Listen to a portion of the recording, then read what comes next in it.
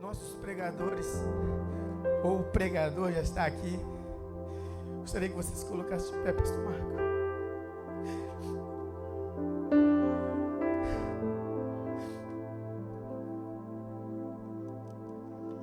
Ele me conhece desde quando Deus me tirou daqui, há 20 anos atrás. Eu tive o prazer de acompanhar o pastor Marcos em muitas cruzadas no Brasil. Um amigo que Deus nos deu. Meu avô, pastor Cezino, era apaixonado por esse homem. Pela sua simplicidade, pela sua humildade. Pelo trabalho que ele fazia em prol de missões para os gideões missionários da última hora, no tempo em que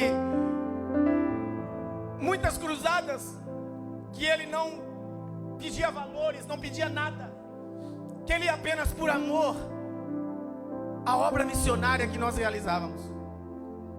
E hoje tê-lo aqui é um privilégio da parte de Deus para as nossas vidas. Queríamos trazer você em setembro, não podemos por causa da pandemia. Depois queríamos trazer você no aniversário da igreja, não deu. Mas Deus conhece o desejo do nosso coração, e Deus te trouxe aqui. Ia passar 2021 sem um congresso missionário, mas quando o pastor Roberto Marinho entrou em contato com a gente, que você estaria aqui, eu disse, não vai acabar 2021 sem congresso de missões. Nós vamos fazer um congresso de missões, e o pastor Marco vai trazer uma palavra poderosa aos nossos corações. Bem-vindo, pastor. Você é um grande amigo. Tá bom, querido. Pastor Roberto Marinho, fica de pé. Não sei se você acompanhou um vídeo que eu mandei para você. O pastor Marco Feliciano disse que ele não toca o teclado, ele tange, né, o piano. E hoje Deus vai usá-lo aqui poderosamente. Eu sei que você não está com pressa de sair desse lugar, irmãos. Deus vai falar conosco. Deus tem liberdade aqui neste lugar, e Deus vai usá-los poderosamente nessa noite aqui neste lugar. Pastor Roberto, obrigado, tá bom, por estar aqui juntamente conosco. Deus te abençoe. Achei que você ia cantar mais uns 15 hinos. Som. Eu cumprimento os irmãos com a paz do Senhor. Quem está feliz com Jesus hoje? Tu encontra uma pessoa bem bonita do seu lado e dê um sorriso para ela. Ficou difícil? Tem gente que nem vira o pescoço. Se não tiver ninguém bonito aí, é só olhar para cá. Uma alegria estar aqui nessa linda igreja, nesse dia tão especial, em plena segunda-feira. Só brasileiro mesmo, né, gente? Brasileiro, faltam uns parafusos na cabeça deles, né? E estou muito alegre em rever aqui o pastor Alexandre. Já quase me fez chorar aqui, né? Será que hoje nós vamos ter um tempinho para bater um papo, conversar? Você não vai cuidar de mim igual cuida de anjo, não, né? Os irmãos me convidam e falam, venha tranquilo que nós vamos cuidar do Senhor igual cuida de um anjo. Anjo não come, não dorme, não descansa, né? Vai cuidar de mim igual ser humano, né? Eu creio, né? Cumprimentar a pastora Késia, que está aqui. O pastor Paulo Anjos, é isso? Gostei do topete, viu? Eu queria ter um daquele tamanho, porque dá uns 5 centímetros a mais, né? Ele me contou uma história ali que também me deixou muito feliz. Deus te abençoe muito, tá? E estou muito feliz em rever aqui o Wellington, o El e a Ana. Eu queria que vocês dois ficassem de pé. Queria que a igreja olhasse lá para cima e enxergasse aquele casal ali. São meus amigos há muitos anos. Boa parte de tudo que o Brasil ouviu através de DVDs foram eles que produziram, eles que profissionalizaram o ministério que Jesus havia me dado, e por isso alcançamos milhões de pessoas ao redor do mundo. Eu estava, Wellington, há 20 dias atrás na África, e só lá na África mais de 2 milhões de DVDs foram esparramados em Angola. E eu vi lá em Angola uma igreja que eu preguei há 20 anos atrás com 120 crentes, hoje com 500 mil crentes. Cheguei em estádios e as pessoas falaram, o senhor não sabe, mas o senhor consagrou pastores sem ter vindo aqui, consagrou apóstolos e abriu igrejas sem ter vindo aqui. E eu perguntei, como? Seus DVDs. Agradeço a Deus, louvo a Deus pela vida de vocês. Vou parar de falar, senão vou começar a chorar aqui. Deixa para não chorar depois. A igreja pode dar uma salva de palmas pela vida deles? E se eles não congregam aqui, dá um jeito de trazer, viu? Porque o dízimo ali é uma bênção. Abra a Bíblia que está na sua mão, por gentileza. Deixa eu ver aqui, Senhor. Fiquei tão emocionado que acabei me perdendo onde é que eu ia pregar. Já viu um negócio desse ou não? Vamos estar em pé, por gentileza. Abra a sua Bíblia comigo no livro de Atos dos Apóstolos. Deus está aqui. Atos, capítulo de número 19.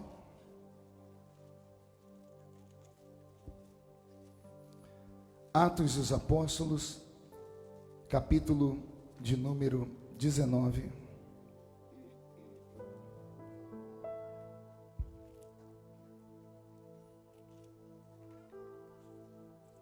A partir do versículo 1, vamos ler até o versículo de número 12. E sucedeu que enquanto Apolo estava em Corinto, Paulo, tendo passado por todas as regiões superiores, chegou a Éfeso. E achando ali alguns discípulos, disse-lhes: recebestes vós já o Espírito Santo quando crestes? E eles disseram: nós nem ainda ouvimos falar que haja Espírito Santo. Perguntou-lhes então: em que pois fostes batizados? E eles disseram: no batismo de João. Mas Paulo disse: certamente João batizou com o batismo do arrependimento, dizendo ao povo que cresce no que após ele havia de vir, isso é, em Jesus Cristo. E os que ouviram foram batizados em nome do Senhor Jesus. E impondo-lhes Paulo as mãos, veio sobre eles o Espírito Santo. E tanto falavam em línguas como profetizavam. E eram ao todo uns 12 varões. Até aqui tá bom. Feche a Bíblia, coloque no banco, na cadeira. Pegue na mão da pessoa mais perfumada do seu lado. Eu falei bonito, você não olhou. Então pelo menos perfumada deve ter alguém, não é? Aperte a mão da criatura com carinho até ela falar aleluia. Pentecostal que não faz barulho, está com defeito de fabricação, não é? Vamos orar? Pai, nós te exaltamos, nós te glorificamos. E nós entendemos que dentro de alguns minutos, e esta linda igreja ficará pequena para o tamanho da glória que o Senhor vai enviar sobre nós. Os que vieram tristes começarão a saltar de alegria. Os que vieram se arrastando não voltam para casa se arrastando. Hoje voltarão voando nas asas de um novo tempo. E antes que eu comece a revelar os seus mistérios, cerque esta igreja com a sua presença. E num raio de 5 quilômetros, onde houver um demônio alojado, eu dou a esses demônios segundos para sumirem de Quincy. Porque se não sumirem, serão queimados pelo poder da sua glória, que aqui será derramada. Rasgue os céus sobre nós. Manda anjos de fogo descerem aqui. Que estes anjos desçam trazendo brasas de fogo nas mãos. Comecem a esparramar estas brasas entre nós. E onde houver um crente cheio do Espírito Santo, pega ele nesta noite, Jesus, e mostra o caminho da verdadeira e poderosa adoração. Fala conosco, fica conosco. É o que eu te peço agora e sempre. E toda a igreja diz: os que podem, tomem o seu assento aplaudindo a Jesus, porque Ele é bom, porque Ele é maravilhoso. É normal isso aqui tremer? Eu estou pregando, tem um negócio tremendo aqui. Eu já olhei um azul. É normal? É normal. Então tá bom. Que a última vez que isso aconteceu, eu tomei um choque. Você ri porque não era você, bocô. Eu fui falar Jesus, saiu o Genésio. O microfone colou na minha boca. Eu falei: Jesus, está abençoado. Também quero cumprimentar aqui um grande amigo, pastor Renato Damasceno. Renato, está lá na porta, é humilde demais. Chega mais aqui para o pessoal te ver. Aquela criatura pequenininha ali, dê uma olhada para o Renato. Mais um degrau para ver se o pessoal te enxerga direito. Isso, mais um, tem mais um aí, mais um degrau, isso. Pastor Renato nos trouxe lá de Nova York, veio para ficar conosco, vai voltar com a gente. É um grande amigo, viu, pastor Alexandre? É uma pessoa que o senhor tem que ter contato com ele. E eu costumo dizer que todos nós somos templo do Espírito Santo. O Renato é uma catedral do Espírito Santo, né? Cabe mais Espírito Santo dentro dele, por isso que é tão abençoado. Uma salva de palmas pela vida dele, por favor. Te amo, você é meu filhão. E também está aqui uma pessoa que eu vi, o Claudinho. Fica de pé aí, Claudinho. Claudinho, filho de um grande amigo meu, que já está lá no céu, adorando o Senhor, o pastor Luiz Cláudio. Fazia tempo que eu não vi o Claudinho também. Todas as vezes que eu vinha para cá, ele cuidava de mim. Agora não quer cuidar mais da gente. Aí Jesus me deu outro filho, né? Claudinho, Deus te abençoe. A igreja pode aplaudir a Deus pela vida dele? Pronto. Chega de apresentação. Vamos ao que nos interessa. Roberto, mude a música para mim, por favor. Isso. Eu acho que é melhor não deixar esse copo. Se eu me conheço, eu vou derrubar ele. Daqui a pouco vai que eu fico pentecostal, dou uns tapas aqui, né? Aí já vira, né? Queridos, eu prego há muito tempo. Na verdade, prego desde criança, né? E desde criança pregando, eu tenho aprendido a ter percepção do que Deus quer no culto. Eu acho que poucas pessoas no mundo conhecem tanto crente quanto eu conheço, né? Estar presente. Eu preguei em boa parte do nosso Brasil, mais de 4.000 municípios hoje. E pelo mundo aí quase 100 nações. E desde criança pregando, eu não me lembro de nenhum culto que eu tenha participado que Jesus tenha faltado à reunião. Umas 3 pessoas entenderam. Eu vou melhorar. Eu quis dizer que desde criança até hoje eu não me lembro de um culto que Jesus tenha sequer chegado atrasado à reunião. Ele chega quando o primeiro crente chega. Só vai embora quando o último crente vai embora. Isso quando ele não encontra aqueles crentes maluquinhos, que eu não sei se tem aqui, que amam emendar o culto numa vigília, né? Porque se ele encontrar os vigilheiros, ele fica com eles até o sol raiar. Tudo isso porque ele deixou na sua palavra uma promessa. Ele disse: esta é a minha igreja, e as portas do inferno não prevalecerão contra ela. Quem pertence a esta igreja pode dar um grito daquele tamanho assim? Maravilha. E desde criança pregando, eu me esmerei em pregar em cultos missionários, graças ao pastor Cizino Bernardino, que já dorme no Senhor, e faz uma falta para nós naquele país, que chega, tem hora que dói o peito, viu, pastor Alexandre? Pastor Cizino foi um pai, nós chamávamos ele de pai das missões, e não era à toa, não era apenas para ficar perto dele, não, ele era de fato alguém apaixonado por missões. E saber que o mesmo Espírito que estava nele veio sobre você, me deixa muito feliz. É sinal que a história vai ser reescrita de novo. E não importa de que forma nem quando, eu sei que vai acontecer coisas extraordinárias ainda na vida do pastor Alexandre Bernardino. A igreja concorda comigo nisso? O Alisson disse que está assistindo lá de Franca, então não sei qual é, se tem câmera, é lá em cima? Valeu, Alisson, estamos juntos, viu? Eu li com vocês um texto da Bíblia Sagrada, um texto antigo, porque a Bíblia é antiga, e talvez você já até tenha me ouvido pregar dentro desse texto, e não tem como o pregador não passar às vezes pelo mesmo texto. Depois de ouvir tantos crentes puxarem a minha orelha e falar: o senhor repete muitas mensagens, eu fui orar, falei: Senhor, o que eu faço? O cantor está no culto, ele canta o mesmo hino, aí ele senta, o pastor: não, vem cantar de novo o mesmo hino. Ele volta no congresso do ano seguinte, ele canta a mesma música e todo mundo fica feliz. O pobre do pregador não pode repetir mensagem. Ele vai repetir, o pessoal já fala: não tem mensagem para pregar, criatura, né? Mas aí eu li o livro da biografia do pastor Billy Graham, e ele disse que o melhor sermão dele só ficou bom depois que ele pregou 60 vezes a mesma mensagem. Então, se Billy Graham pode, a gente também pode. Mas lendo a Bíblia, eu descobri o apóstolo Paulo dizendo assim: eu não me canso de falar a vocês sempre as mesmas coisas, porque a prática leva à perfeição. Então vamos caminhar por um texto antigo, mas cheio de revelação.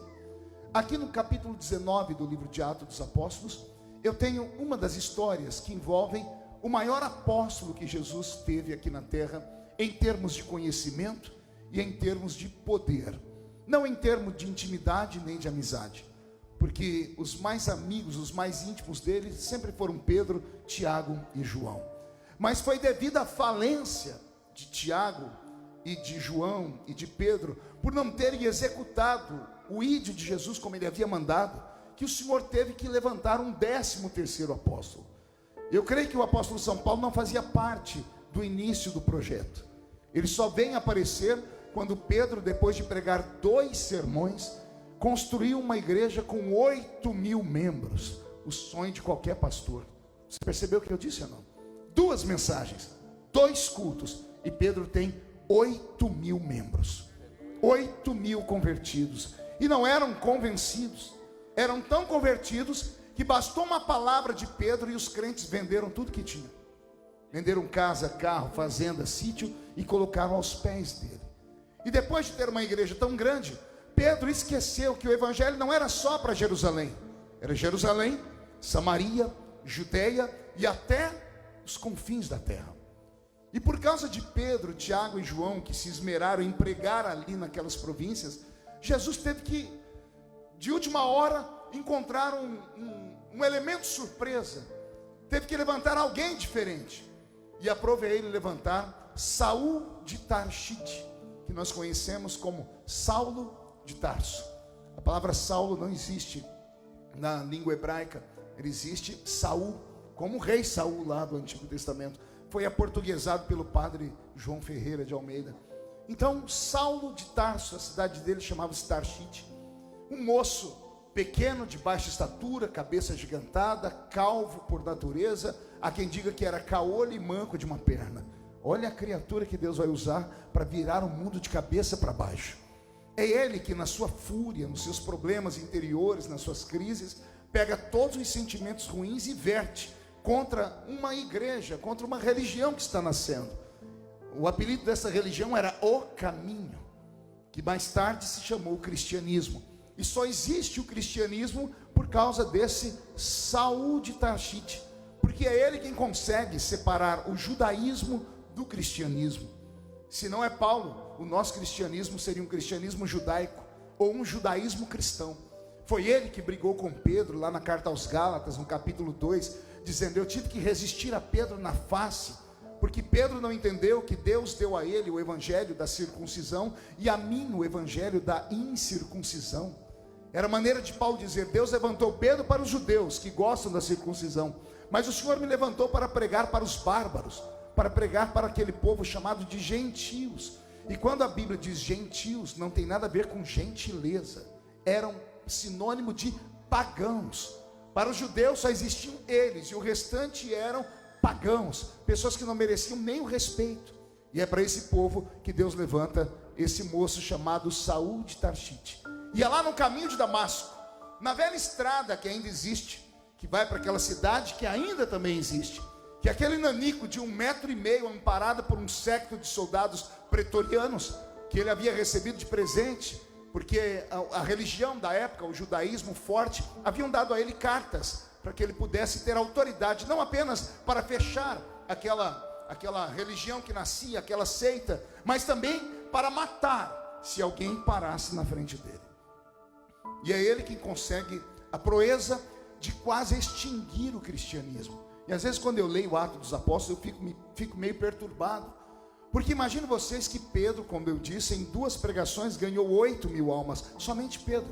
Os discípulos se esparramaram. Em menos de 1 ano, 2 anos, a igreja tinha milhares de crentes. E de repente esses milhares de crentes se veem ameaçados por um homem de 1,5 metro de altura, que andava com 3 soldadinhos de chumbo ao lado dele, emprestados por Roma, porque ele tinha moral com o pessoal do judaísmo. E é ele com 3 soldadinhos de chumbo que chega em uma certa cidade e massacra a igreja toda, assassina crentes. Ele não precisou matar mais ninguém em uma segunda igreja, porque a notícia esparramou. E antes que ele chegasse na cidade, a fama ruim dele já havia chegado, e por onde ele passava, as igrejas iam fechando. E eu imagino Jesus sentado à direita do Pai, lá no trono, olhando para baixo e ficando incomodado. Pergunte com o quê? Só falo se todo mundo perguntar. Incomodado com alguém que está tocando na noiva dele. Incomodado porque não há um homem na terra para defender a noiva dele. E na ausência de um macho na terra, podendo ele mandar um arcanjo, podendo mandar ele aquele anjo que lá na Síria matou em uma noite 185.000 soldados de uma vez, podendo ele mandar o anjo da morte que visitou todos os primogênitos do Egito, Jesus disse: não, essa parada é minha. Se ninguém defende a minha noiva, eu, o noivo, vou descer lá para defendê-la. E Jesus desce pessoalmente.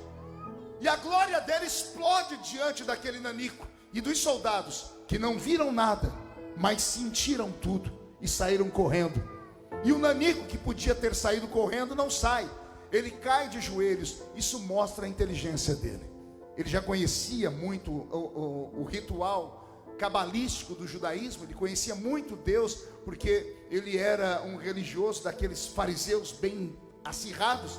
Então ele sabia que de Deus não dava para esconder. Quando ele viu aquela luz explodir diante dele, ele disse: não adianta eu fugir. Então ele faz aquilo que todo homem deveria fazer quando está diante de Deus. Ao invés de ficar de pé para enfrentar Deus, ele cai de joelhos. Jesus não foi ali para cegar ele. Posso até estar errado, mas é o meu pensamento. Jesus desceu ali para aniquilar aquele nanico. Desceu ali para matar ele. Os olhos de Paulo foram os primeiros a ser atingidos, porque é a parte mais sensível do corpo. Pode ver que qualquer coisa que vem para cima de você, você automaticamente tenta defender os olhos, porque é a parte mais sensível do corpo. E a glória de Deus derreteu os olhos dele. Quando ele percebe o ardor e a dor dos olhos derretidos, ao invés de sair correndo, tateando para tentar encontrar o caminho, ele cai de joelhos. E quando ele dobra os joelhos, Jesus para. Porque Deus só respeita o homem que está de joelhos. Não entendeu? Só a irmã ali. Eu vou falar de novo. Quer parar a ira de Deus sobre a sua vida? Quer mudar o curso da sua história? Cai de joelhos na presença dele. Pastor, eu não consigo nem cair de joelhos porque eu estou doente igual o rei Ezequias. Então não fica parado, pelo menos vira para a parede. O rei Ezequias virou para a parede e disse: eu fui fiel. E o Senhor deu a ele mais 15 anos de vida. Muda o curso da sua história, ficando em estado de humilhação diante de Deus. E depois disso Jesus para. Eu imagino Jesus olhando para ele, respirando, porque o céu está virado. E aí Jesus instantaneamente tem uma ideia linda. Você não vai morrer, porque a morte é muito pouco para você. Duro será para ti recalcitrar contra os meus aguilhões.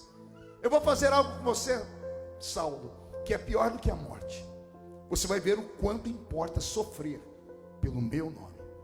A morte fugia de Paulo. Paulo naufragou 3 vezes. No meio do mar, não era numa lagoa, não era num córrego, era no meio do oceano. 3 vezes naufragou e a morte não levou ele. Ele sentiu a agonia da morte 3 vezes no mar e Deus não deixou ele morrer, porque a morte era pouco para ele. Na ilha de Malta, ele vai tentar se aquecer, vem uma víbora. Podia ter sido uma jararaca, né? Parente da sua sogra, mas não, foi uma víbora. A pior espécie de serpente que tem, que morde a mão dele. Ele sentiu a dor, ele sentiu o veneno, mas a morte não arrastou ele. Jogaram ele de cima de muralhas. Lucas encontra ele em estado de coma, por isso se tornam amigos. 30 dias em coma porque caiu de cabeça de uma muralha que jogaram, e jogaram pedras nele. E a pedra, as mesmas pedras que mataram Estevão, não matavam Paulo, porque ele estava proibido de morrer até sofrer bastante. Só morreu quando decapitaram ele, arrancaram a cabeça dele, porque ele teve que passar por todos os processos, porque no passado ele havia matado crentes. Tudo que o homem planta, o homem, olha para o seu irmão e diga: cuidado com o que você tem plantado. E é assim que nasce o ministério desse rapaz. E Jesus transforma ele no maior garoto propaganda do evangelho. É algo assim inadmissível. Seria a mesma coisa que a Souza Cruz, que ainda faz cigarros, a Morris não sei o que faz cigarros, querer contratar o Neymar para fazer propaganda de cigarro. Não tem como. O atleta vive da saúde. Imagina um atleta fazer propaganda de cigarro. Ou 2 coisas vai acabar: ou acaba a carreira do atleta, ou acaba a empresa de cigarro. Imagina, foi o que Deus fez. Deus pegou um assassino de crente e transformou ele no maior de todos os crentes. Deus pegou alguém que queria acabar com a igreja para fazer a igreja crescer e crescer e crescer.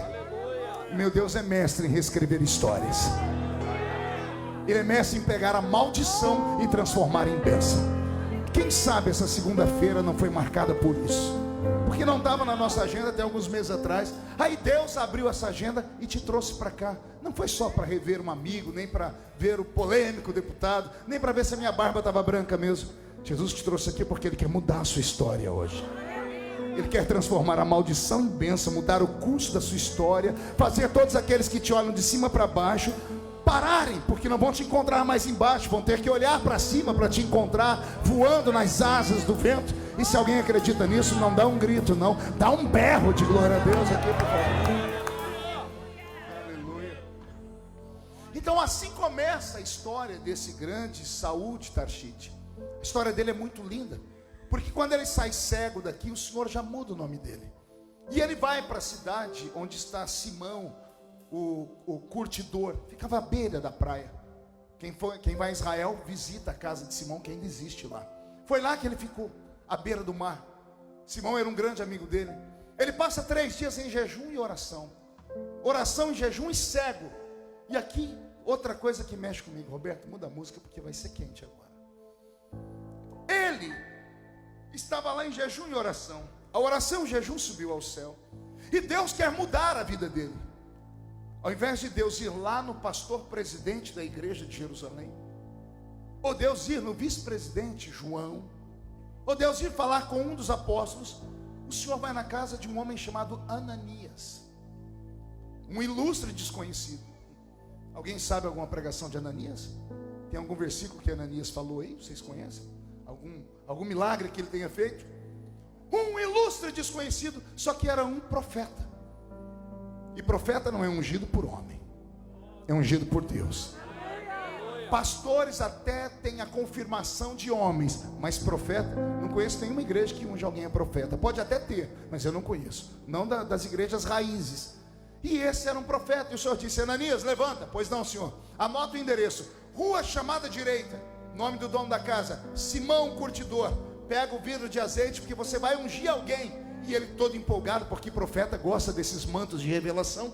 Eu imagino ele pegando a pastinha dele, a carteirinha da convenção dele, pegando o chifre de azeite. Quando ele põe a mão na porta e vai sair, ele resolve, perguntar para Jesus quem é que ele ia ungir. Não devia ter feito isso. Senhor, qual é o nome do homem que eu vou ungir? E lá o céu grita: Saulo de Tarso.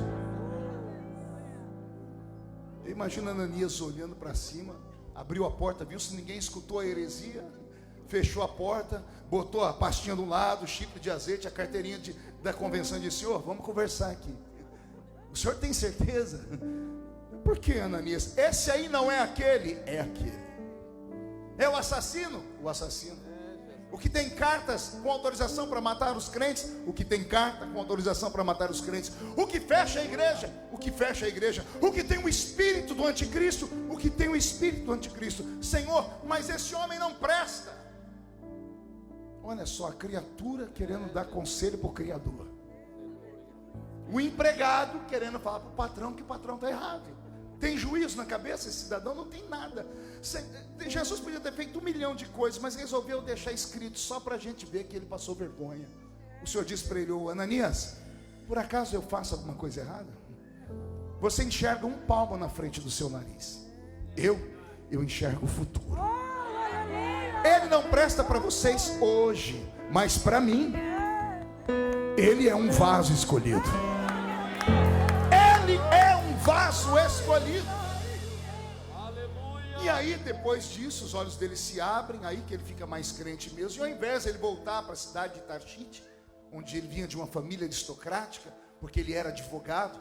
Quando nós lemos na Bíblia que Saulo de Tarso, Paulo agora, era doutor da lei, tem crente que acha que ele era um sacerdote. Ele não podia ser sacerdote, ele era da tribo de Benjamim, e só sacerdotes vinham da tribo de Levi. Quando a Bíblia diz que ele era doutor da lei, a Bíblia está dizendo em ipsis literis, ele era um doutor em leis. Paulo era advogado, numa época em que 99,9% dos judeus não sabiam ler nem escrever. Esse judeu já era advogado, ele militava naquela matéria criada pelos romanos, porque ele vem de uma família rica. Por que é que ele tem dupla cidadania? Quem já leu a Bíblia vai ver ele dizer: eu tenho a cidadania romana. Um judeu só tinha cidadania romana se ele viesse de famílias pomposas, de famílias ricas, de famílias que tinham sangue azul, e ele era um desses. Olha que interessante, todos os discípulos que Jesus chamou, com exceção de Mateus, se não me falha a memória, Judas, que sabiam ler e escrever, que haviam cursado universidades, os outros eram tudo gente analfabeta. Aí agora Jesus vem e salva um doutor. Ele salva alguém para dar um nó na cabeça do diabo. Porque o diabo no futuro e até os dias de hoje fala que o evangelho é só para crente. E crente é só gente que não sabe ler nem escrever. Aquela velha frase minha, gente que só tem 2 dentes na boca. O zagueiro e o atacante. Analfa de pai e beta de mãe. E é com Paulo que Jesus vai provar para todos nós que o evangelho não é para aqueles que são pobres e miseráveis apenas. O evangelho é para aquele que é pobre de espírito. E não importa a condição social que a pessoa tem. Então o Senhor vai entrar na vida dele. E ao invés de ele voltar para a família, ele começa a pregar ali. Bem de frente à casa de Ananias, o curtidor, tem uma praça. E é naquela praça que Paulo começa a pregar. A notícia esparrama, até que chega em Jerusalém. Chegou aonde? Jerusalém. E agora a convenção de Jerusalém quer saber quem é esse tal de Paulo que está pregando. Porque não foi consagrado por Pedro, nem por Tiago e nem por João. E Pedro e João vão lá à espreita e chegam e assistem um culto, diz o historiador. E quando eles veem Paulo pregar, Pedro e João se apavoram. Pergunte por quê? Eles falavam um para o outro: tudo que nós temos, esse baixinho tem. Só que ele tem coisas que nós não temos. Deu para entender aí ou não? Tudo que nós temos, ele tem. Só que ele tem coisas que nós não temos. O que é que ele tinha que Pedro e João tinham? Unção. E o que é que Paulo tinha que Pedro e João não tinham? Conhecimento.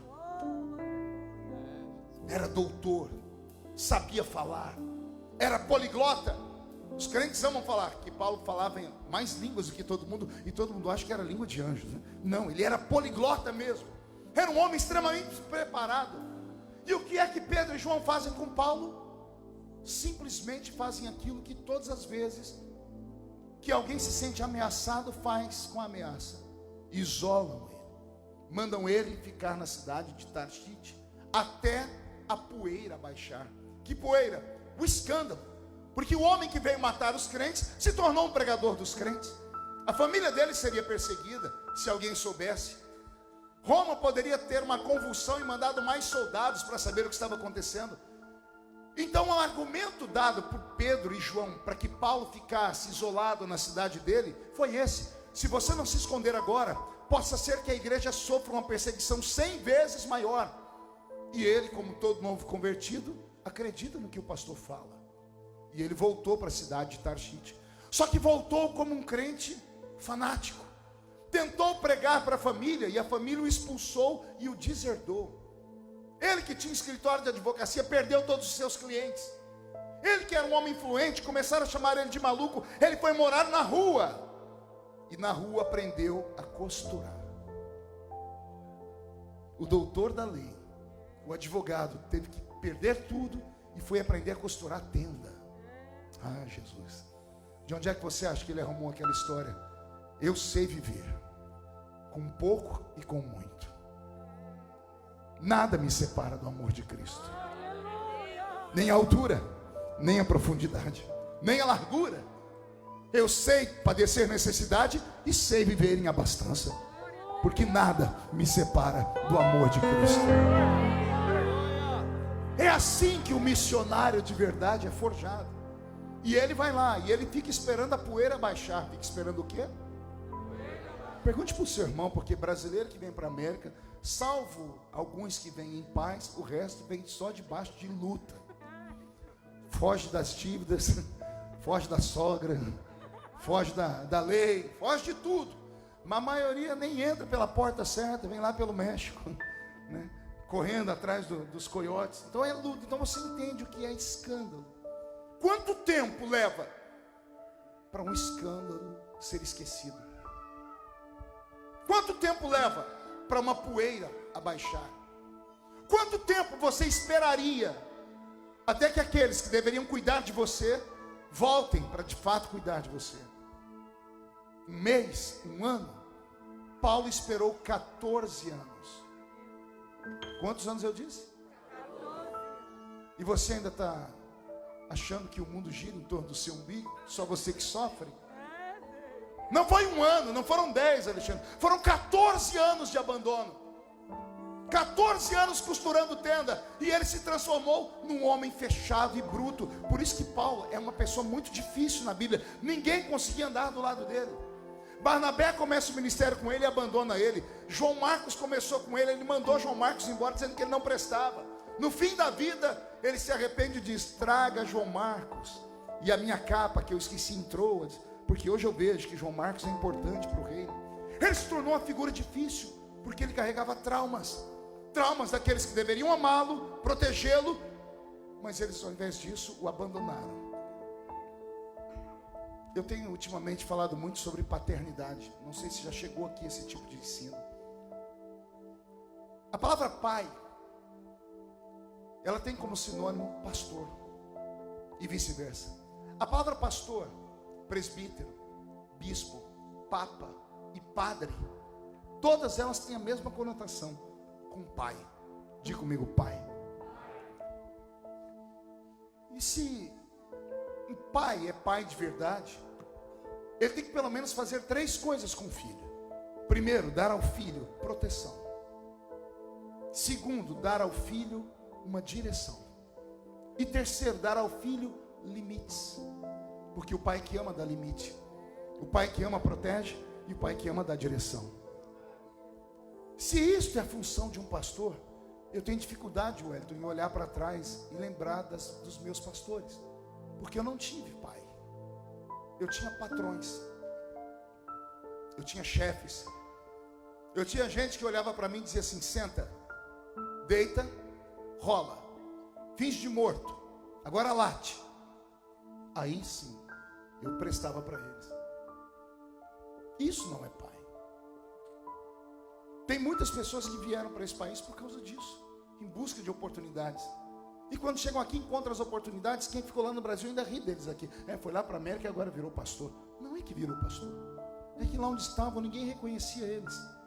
Imagina eu, pastor Marco Feliciano, um dos pastores mais conhecidos do Brasil.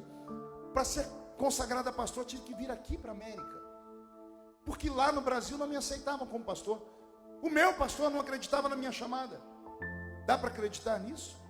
Um dia ele me fez uma proposta: para com a itinerância, eu vou te dar uma igrejinha lá onde o Judas perdeu a bota, 5 coqueiros para frente de Bagdá, e se você for fiel lá, aí eu vou ver o que eu faço.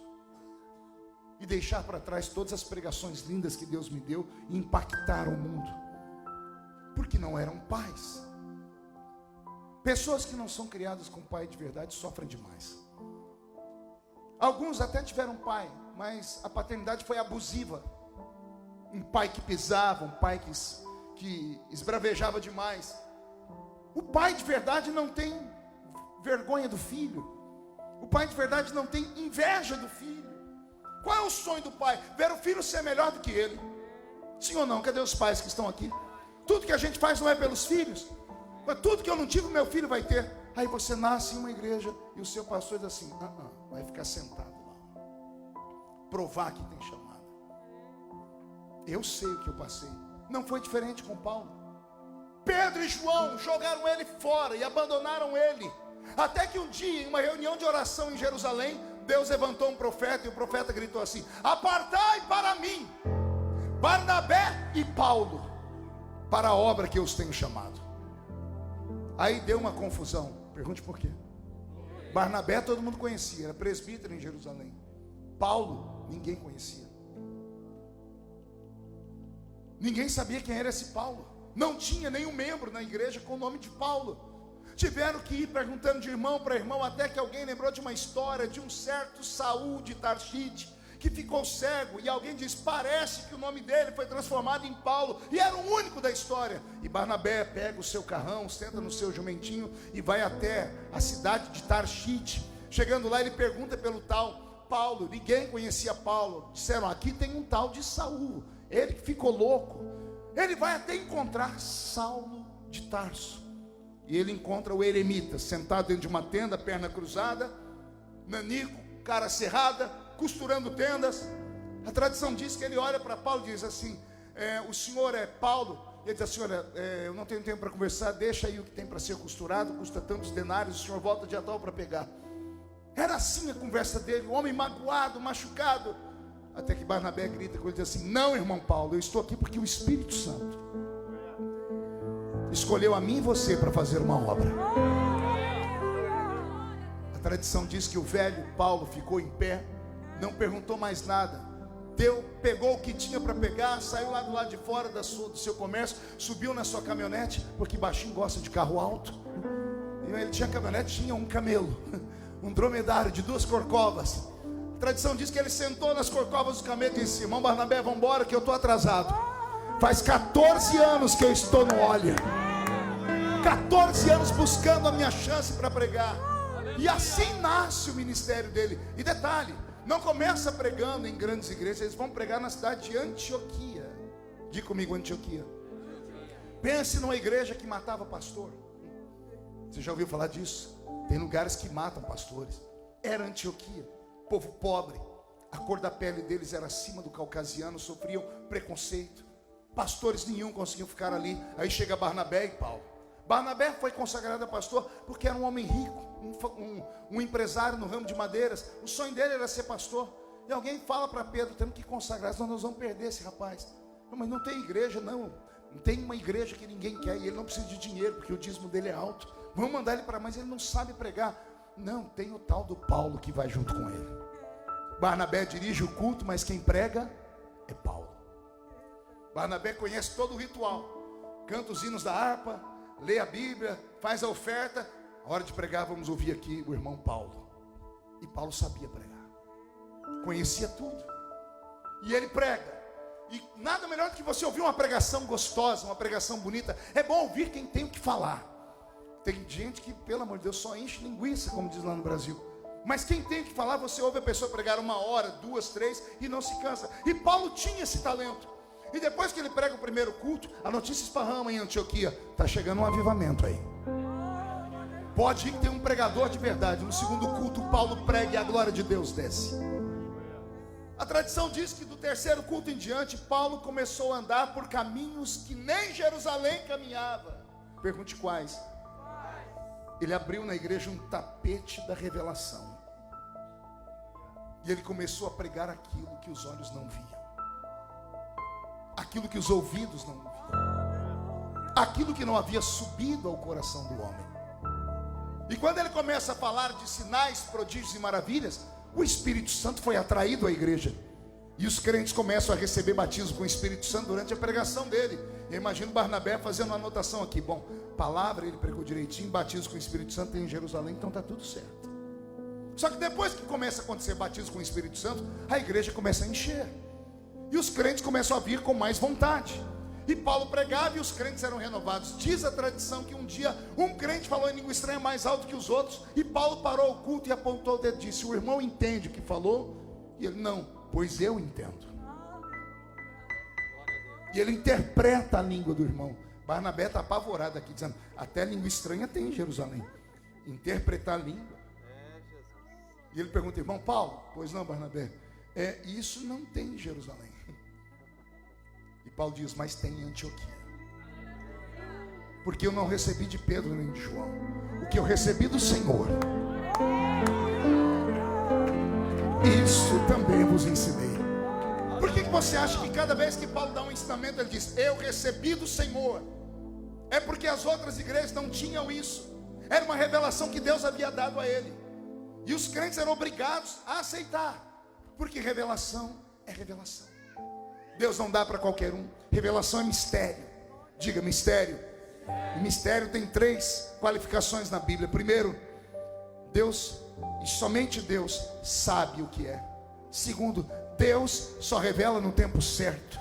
E terceiro, Deus só revela para quem tem intimidade com Ele. Quem acredita em mistérios aqui?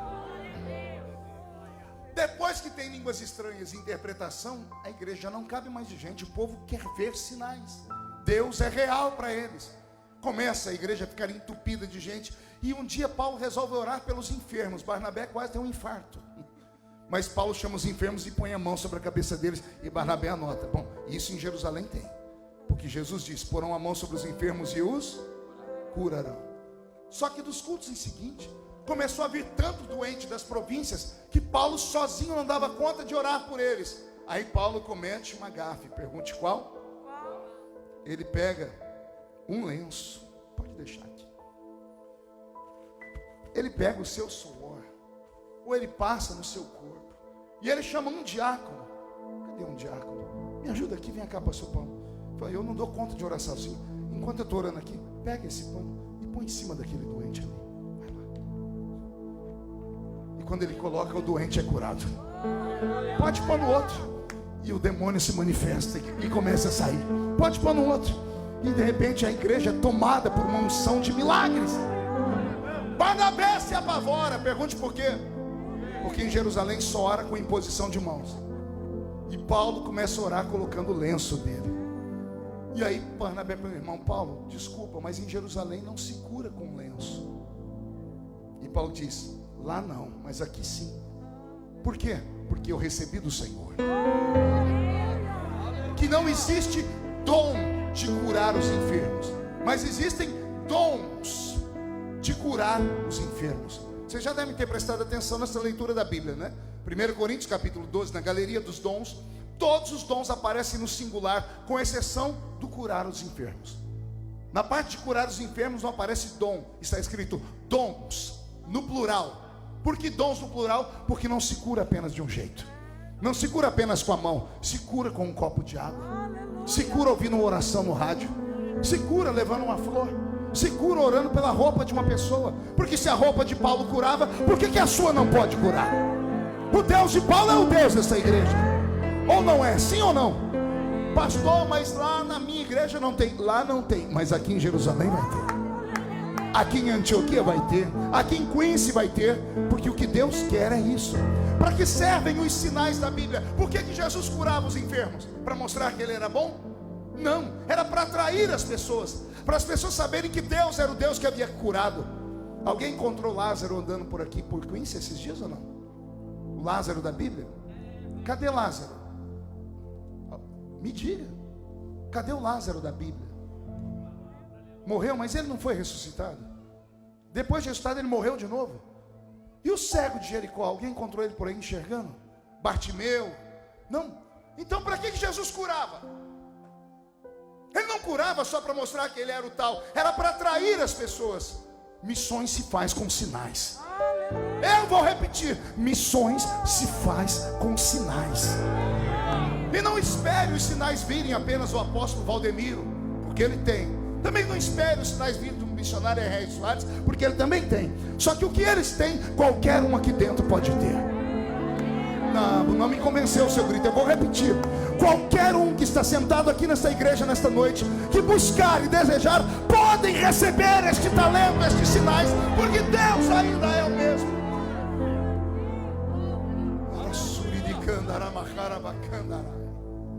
Diz a tradição que um dia trouxeram doentes que nunca tinham saído de suas casas, porque para o judeu toda doença estava alienada a um pecado escondido. Lembram de um homem que os discípulos encontraram doente? Ao invés de orarem, ficaram tão apavorados com a doença do homem que foram lá falar: Senhor, quem pecou? Ele ou os pais dele? Aí Jesus disse: nem ele, nem os pais. Isso aconteceu para que o nome do Senhor fosse glorificado na vida deles. Então tinham pessoas que não andavam na rua porque tinham medo de ser apedrejadas. Pessoas que nasciam com anomalia física. O historiador diz que algumas pessoas chegaram ao culto sem braço e sem perna. Não é que eles haviam amputado, nasceram sem. E lá vai Paulo orar por eles. E ele coloca a mão onde deveria ter os membros. E na medida em que ele vai orando, os membros começam a nascer. Milagres extraordinários. E Barnabé se apavora e diz: lá em Jerusalém não tem. Ele diz: mas aqui tem. Porque eu recebi do Senhor um dom chamado operação de maravilhas. Vou falar de novo para ver se isso entra na sua alma e te agarra. Operação de maravilhas. Por que você acha que a minha geração ainda está de pé? Por que você acha que esta geração, a geração do pastor Marco, nós ainda estamos de pé? Porque somos bons? Não. Lutas vêm demais da conta. E comigo é potencializado, porque tudo comigo vai para o Jornal Nacional, né, Ana? Tudo. Aí as pessoas perguntam, como é que o senhor aguenta? Eu digo, simples, os meus pés estão fincados em uma rocha. Ah, pastor, mas os meus também estão e eu não aguento nada. Você não aguenta porque você não viu. Você não ouviu e você não sentiu. Eu vi Jesus operar. Eu vi paralíticos andarem. Eu vi cegos verem. Eu vi Jesus pegar a prostituta e transformar ela em missionária. A minha geração tinha sinais. Talvez porque nós não tínhamos muitos lugares para ir. Era igreja, trabalho e casa. Em casa éramos perseguidos pelos pais que não queriam que a gente se tornasse crente. No trabalho todo mundo ria da gente porque a gente era o tal do crente do bumbum quente. Mas só sobrava a igreja. A igreja não era o templo de Salomão, era aquele pequenino cenáculo onde nós não tínhamos esses instrumentos bonitos. Era o pandeiro e a sanfona. Os nossos pregadores, os nossos heróis eram analfa de pai e beta de mãe. Não sabiam pregar bonito, não sabiam cantar bonito. Mas quando começavam a falar, saía alguma coisa deles que pegava a gente nos bancos. Eu lembro de batismo com o Espírito Santo com o hino 15 da harpa. Foi na cruz onde um dia eu vi e Jesus batizar com o Espírito Santo. Eu vi os nossos cultos serem tomados por pessoas caindo endemoniadas e alguém ter que ir lá expulsar. Nem isso acontece mais. Um dia eu participei de um debate, alguém disse assim, duas coisas aconteceram. Levantou um intelectual de uma, eu não vou citar a igreja, senão eu acabo entregando. E ele começou a dizer assim, não há manifestação de demônios. O que acontecia nos cultos era performance. Eram pessoas com histeria coletiva. Ele deu 1 milhão de desculpas, menos demônio. Para ele demônio não existia. O outro levantou e disse, não manifesta mais, porque agora os crentes se preparam antes de vir para o culto. A igreja está em pureza e santidade. Eu dei uma crise de riso. E falando, você está rindo por quê, pastor? Eu falei, porque tudo isso é conversa fiada. Primeiro, que os demônios existem. Segundo, não se manifestam mais, porque nada no ambiente do culto os provoca. Por que uma pessoa caía endemoniada nos cultos antigamente? A pessoa chegava porque um visitante trazia. O visitante orou e jejuou. Aí ele senta, do lado de cá tem um canela de fogo. Do lado de cá tem um profeta. Aqui na frente tem alguém que tem dom de visões. Aqui tem alguém que subiu um monte para orar a semana inteira. Ali está um grupo de círculo de oração, que é círculo de oração e não círculo de confusão. E esse povo começa a adorar, começa a glorificar. O demônio não suportava a reunião. Eu espero que ninguém se escandalize. Os demônios estão congregando conosco. Crentes inconversos, crentes arrogantes, crentes que querem dizimar, mas querem saber para onde vai o dízimo e administrar o dízimo. Crentes que querem saber de tudo, crentes que, se o pastor não falar a linguagem dele, crente que troca Jesus por um quimba de cigarro fumado. E se o pregador pegar pesado e diz, aqui do lado tem uma igreja, eu vou para lá. E se aquela lá não ajuda, tem outra mais para frente. E tem outra mais para frente. E quando a pessoa não acha uma igreja do jeito dela, ela vai e abre uma igreja para ela. Principalmente aqui nesse país. Aqui é como o Brasil, é mais fácil abrir igreja do que abrir boteco. Se nós não buscarmos de volta a autoridade que perdemos, eu não sei qual será o nosso futuro. Eu vou falar algo pelo Espírito. Fazia muito tempo que eu não sentia aqui na América o que eu estou sentindo aqui. É sério, eu sinto o ambiente em paz. Eu vejo homens e mulheres com fome e sede de Deus. E esse é o caminho. Esta é a liturgia do culto. Só que nós não podemos entrar na igreja como se estivéssemos entrando em um teatro apenas para assistir. Aqui dentro, uma andorinha sozinha não faz verão. Mas se cada um fizer a sua parte, um dali dá glória a Deus, outro daqui fala aleluia, ali atrás alguém reage, daqui a pouco nós saímos da terra e entramos no céu. Eu tenho pregado no Brasil, pastor Alexandre, que entrar na igreja é muito fácil. Qualquer um entra. Até cachorro entra. Sim ou não? Aqui não, porque a porta fica fechada, né? Mas lá no Brasil, eu estava um dia desse no culto. Onde foi, Beto? Tem uns 2 meses. Estava num culto pregando. Um cachorro veio, ficou no meio do corredor. E ele deitou para me assistir pregar. Você ri, é sério. Eu falei, meu Deus, mano, que cachorro educado. E o culto estava pesado, até que eu consegui romper, e um irmão lá atrás deu um glória a Deus. A igreja inteira olhou para trás e o cachorro fez assim. Falei, será? Esse cachorro é membro dessa igreja. É sério, gente. Daqui a pouco a glória de Deus desceu, o povo gritou bem alto, o cachorro não latiu. O povo deu glória a Deus, o cachorro ergueu a cabeça, o Claudinho fez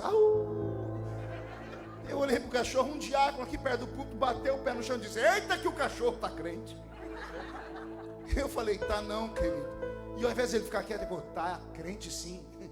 Eu falei, não tá. Ele disse, tá. Ele falou, o senhor não ouviu ele dar glória a Deus? Eu disse, eu ouvi ele latir. Ele disse, e eu interpretei a língua dele. É o fim dos tempos. Eu tive que ensinar, parei a pregação para ensinar. Disse, amigo, esse cachorro não deu glória a Deus hoje e nunca vai dar, como nenhum animal irracional dá glória a Deus. E não pense naquele papagaio do seu amigo, porque papagaio não dá glória a Deus, ele repete, é a natureza dele, é o instinto dele, ele não sabe o que está fazendo. Dar glória a Deus por dar não funciona. Glória a Deus não tem que sair daqui, tem que sair daqui, dos sentimentos. A única raça que dá glória a Deus de verdade é aquela que tem o céu dentro dela. E essa raça está aqui na minha frente, está ali em cima. Só nós podemos fazer isso, só nós.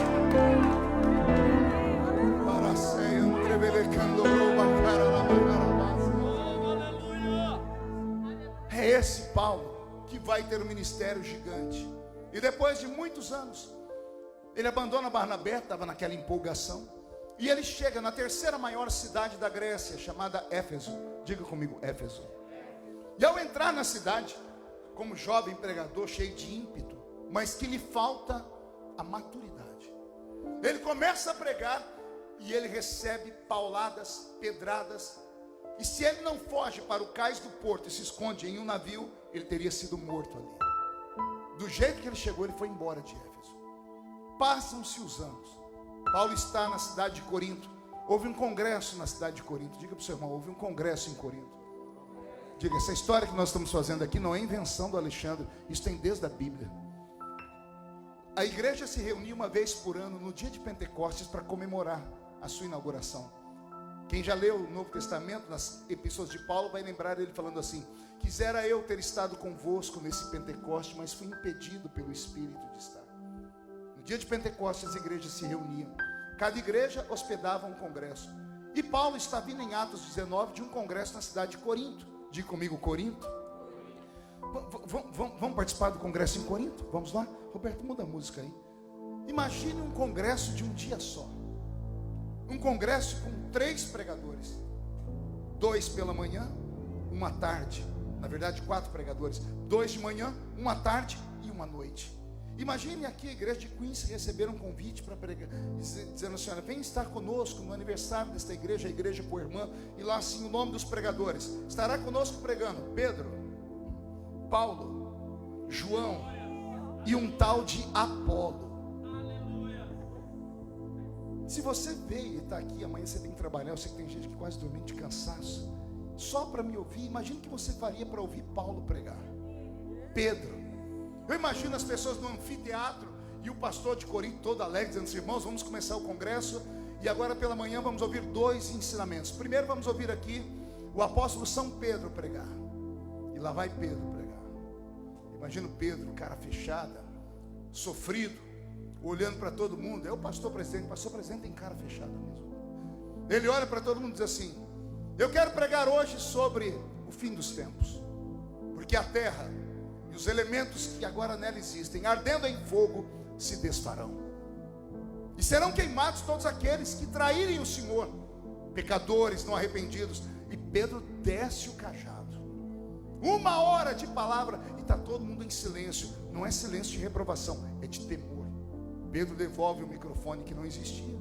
E lá vai o pastor: irmãos, vamos ouvir o segundo pregador, João. E aí vem João pregar. E João olha para o povo e diz assim: irmãos, eu conheço Cefas, era meu sócio na embarcação, quando o mestre passou por nós e não tínhamos pegado nada. E o Senhor disse: lança a rede do outro lado. Lembra, Pedrão? E Pedro abre um sorriso. E João, com o coração aberto, dizendo: gente, ele é bom, ele falou isso e é sério. Jesus vem buscar uma igreja pura e santa. E é claro que os homens em pecado não vão, mas se houver alguém em pecado aqui, eu tenho um estudo bíblico para vocês. E eu começo o estudo bíblico dizendo assim: filhinhos, não pequeis, mas se pecardes, tendes um advogado para com o Pai, Jesus Cristo, o justo. E o povo se abre, aí começa a dar glória a Deus, vai embora o medo do inferno e vem a esperança do céu. E ele começa a dizer: porque 3 são os que testificam no céu: o Pai, a palavra e o Espírito. E aí o céu se abre, o povo termina o culto debaixo de glória e vai todo mundo almoçar. Quem veio aqui do Brasil e lembra dos congressos no interior? Alguém lembra? Vocês lembram que a gente ia para o ginásio? E aí aquelas igrejas faziam aquelas comidas para a gente. A gente saía do almoço e ia lá para comer, tudo em tacho gigante. E davam para nós aquele arroz, era o arroz vaticano, papa. Ou arroz carnavalesco, em bloco. Precisava de faca para cortar o arroz. E só tinha arroz, carne de panela e o tal da salada do repolho. Pense nisso fermentando no estômago. O sangue de Jesus tem poder. E para descer aquela gororoba, só uma tubaína. Eita, que agora o irmão quase foi renovado ali, né? Mas a gente não ia para comer, a gente ia para se alimentar do céu, né? Terminava o almoço, a gente corria para o ginásio. O pregador da tarde tinha que ser bom, porque ia dando umas 2 horas da tarde, ia dando uma sonolência na gente, né? E aí está lá o pastor da igreja de Corinto falando: vamos começar o culto da tarde. E dessa tarde teremos só um pregador. Vai pregar para nós aqui Paulo de Tarso. E lá vai o Nanico pregar. E o povo olha para o relógio de sol que está no chão e diz assim: mas como é que só ele vai pregar? Tem 4 horas de culto. Ele não tem um papel, não tem uma anotação, não tem um esboço de mensagem. Não precisava, a cabeça dele era desse tamanho. Calvo, caolho e manco de uma perna. Oh, glória. E lá vai ele olhando para os irmãos. E eu imagino ele dizendo assim: irmãos, estive eu pregando na cidade de Tessalônica, e os irmãos me fizeram uma pergunta sobre os mortos. E eu orei ao Senhor, e o Senhor me deu uma revelação, e eu transformei em matéria teológica. Eu quero pregar para vocês hoje uma mensagem sobre escatologia. Escatos, futuro. Logia, estudo do futuro. E a igreja está todo mundo em transe, né? E ele começa a dizer assim: porque o mesmo Senhor descerá do céu com alarido, voz de arcanjo e trombeta de Deus. E os que morreram em Cristo ressuscitarão primeiro. E depois nós, os que ficarmos vivos, seremos transformados e arrebatados seremos. E estaremos para sempre com o Senhor Jesus nos ares.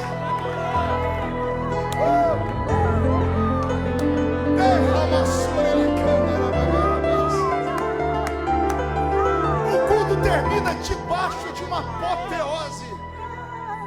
E o pastor diz: irmãos, vamos todo mundo agora.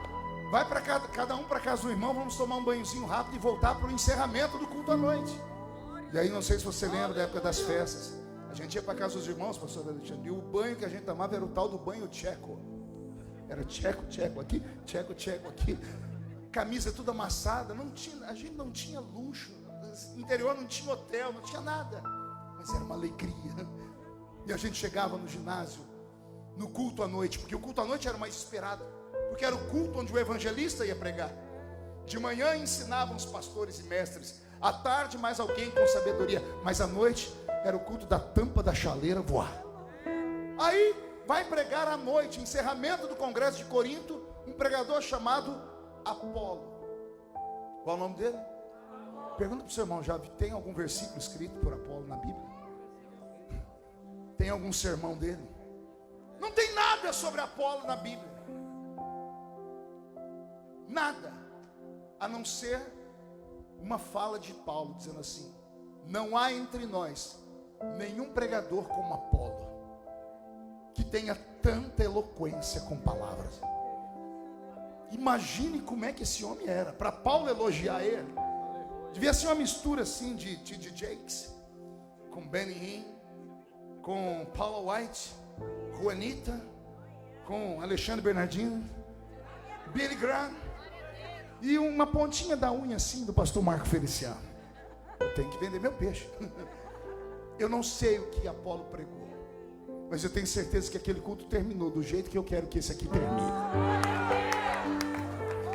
Os crentes voltados para casa, virado no giraia, dizendo assim: eu não sei se o céu desceu ou se a igreja subiu, mas que o congresso de missões foi uma bênção, isso ele foi. Quem pode dar mais um grito, por favor, nesse lugar?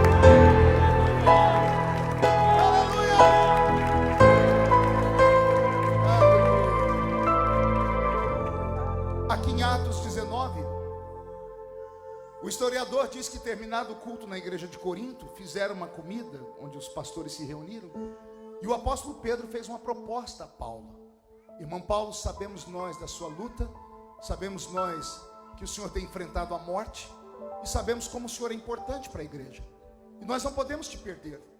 Então a igreja se reuniu nesse ano de aniversário, e nós vamos te dar de presente uma casa de veraneio.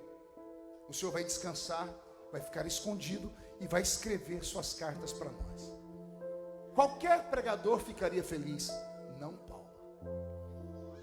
A tradição diz que Paulo abaixou a cabeça e disse: ai. E Paulo, e as pessoas estavam ali olhando para ele, perguntou: o que está doendo?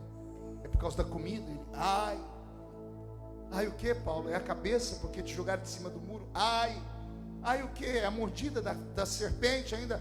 Ai. Ai o que, Paulo? Ai de mim, se não anunciar o evangelho de nosso Senhor e Salvador Jesus Cristo.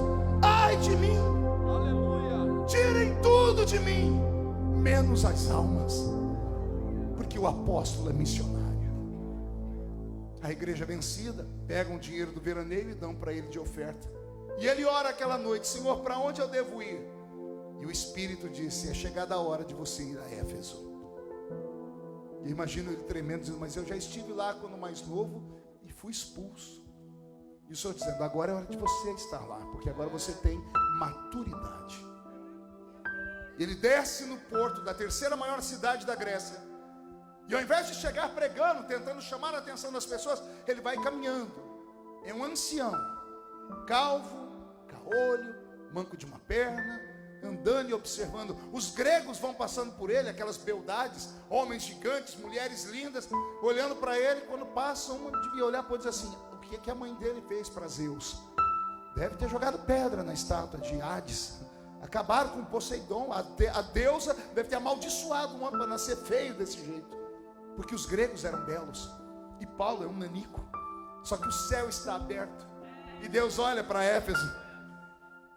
Só há uma pessoa linda em Éfeso, é aquele nanico caminhando, porque Deus não olhava a aparência, Deus olhava aqui para dentro, e aqui dentro Deus via o Espírito Santo se movendo dentro dele. Ao invés de pregar, ele mapeia a cidade, e ele encontra no centro da cidade de Éfeso o templo da deusa Diana, a Diana dos Efésios. Um templo com 800 portas, em cada porta uma prostituta ou um prostituto, chamado de prostitutos cultuais, sacerdotes e sacerdotisas da deusa Diana, a Afrodite, a deusa do amor, que recebia sacrifícios. E lá dentro daquele templo, uma das 7 maravilhas do mundo antigo, havia 800 quartos onde as pessoas se prostituíam com os sacerdotes e as sacerdotisas.